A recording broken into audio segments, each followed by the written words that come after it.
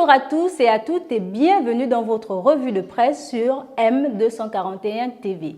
En entrée de jeu, les unes de la presse gabonaise, comme vous pouvez bien l'imaginer, l'actualité concerne les nouveaux critères d'attribution des bourses, avec comme principal axe à Libreville la réunion qui a regroupé hier les acteurs du secteur de l'éducation nationale autour du ministre de tutelle Michel Minga. Le quotidien national souligne la déception des syndicats qui s'attendaient à la levée de la mesure sans condition.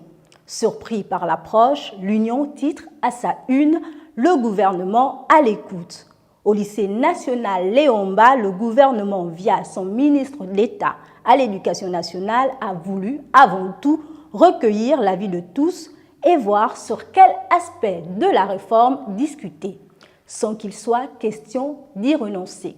De son côté, l'hebdomadaire d'information générale Gabon Matin note que cette crise de l'éducation est loin de se terminer. Et Freddy Eyogué de relever l'impression d'une reculade du gouvernement. C'est habité par cette impression que le journal y consacre 3 pages à sa publication du jour.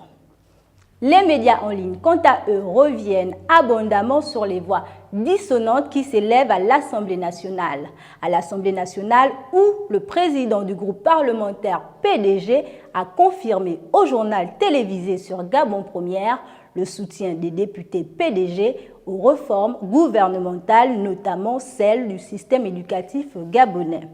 Réactive, Gabon Media Time titre à sa une « Les députés PDG se désolidarisent de Faustin Boukoubi sur la réforme des bourses ». Dans le même sillage que Gabon Review, d'aucuns de se poser la question de savoir si finalement le serpent ne serait pas en train de se mordre la queue. La page internationale s'ouvre dans cette revue de presse avec cette commémoration. 2014-2019, le Nigeria se rappelle l'enlèvement des filles de Chibok, nous renseigne le site d'information BBC Afrique. Le 14 avril 2014, elles étaient 276 élèves âgés de 12 à 17 ans à avoir été enlevées par des hommes armés du groupe djihadiste Boko Haram. Au total, 107 d'entre elles ont été libérées au terme de négociations où s'étaient échappées et retrouvées par l'armée.